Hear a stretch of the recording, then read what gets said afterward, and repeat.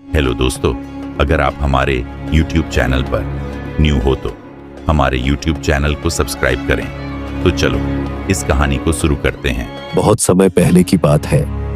एक महान राजा विक्रमादित्य अपने राज्य के न्याय और सत्य के लिए प्रसिद्ध थे। एक दिन उन्होंने अपने राज्य के अच्छे कामकाजी शेर और महान योगी को एक कठिन कार्य सौंपा। यह कार्य था बेताल नामक एक प्रेतात्मा को पकड़ना। राजा विक्रम ने पूरी तरह से तैयार होकर बेताल को पकड़ने के लिए जंगल में यात्रा शुरू की। रास्ते में उन्हें एक पीपल के पेड़ पर एक बेताल लटका हुआ मिला।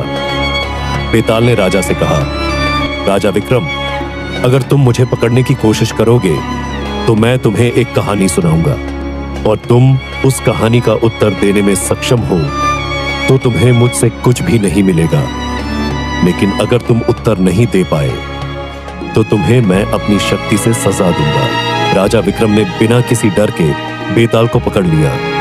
बेताल ने फिर एक कहानी सुनानी शुरू की। एक बार एक व्यक्ति था जिसने 3 बहनें घर में रखी थीं। वह व्यक्ति अपने घर में 3 चीजों के साथ रहने में असमर्थ था। पहले दिन उसकी छोटी बहन ने अपने पति को यह कहकर वापस भेज दिया कि वह बहुत बड़ा था। दूसरे दिन उसकी मंझली बहन ने इसे स्वीकार किया, लेकिन फिर उसे एक बात याद आई और उसने भी उसे लौटा दिया। कहानी सुनाने के बाद बेताल ने पूछा, राजा विक्रम, बताओ इस कहानी का समाधान क्या था? राजा विक्रम एक पल के लिए चुप रहे, लेकिन उन्होंने अपने ज्ञानी मन से समझा और कहा, यह एक प्रतीकात्मक कहानी है। उन 3 बहनों का प्रतिनिधित्व है। पहले छोटी बहन जो सामाजिक और सबसे कमजोर थी, मंझली बहन जो एक सरल व्यक्ति थी और तीसरी बहन जो बेताल की ही तरह थी, आत्मनिर्भर और शक्ति से परिपूर्ण। जैसे ही राजा विक्रम ने उत्तर दिया, बेताल हंसी में उड़ गया और राजा विक्रम से कहने लगा, तुमने सही उत्तर दिया, तुमने मुझे हराया।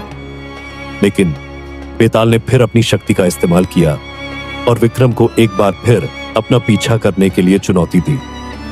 इस तरह विक्रम और बेताल के बीच एक रहस्यमयी खेल चलता रहा, जिसमें हर बार बेताल राजा विक्रम को एक नई कहानी सुनाता था और विक्रम अपनी बुद्धिमानी से उसका समाधान निकालते थे। ये कहानी आपको अच्छी लगी हो तो लाइक, कमेंट्स, शेयर, सब्सक्राइब करें। हमारा इंस्टाग्राम और फेसबुक पेज जरूर फॉलो करें। और हाँ दोस्तों, सब्सक्राइब करना भूलना मत।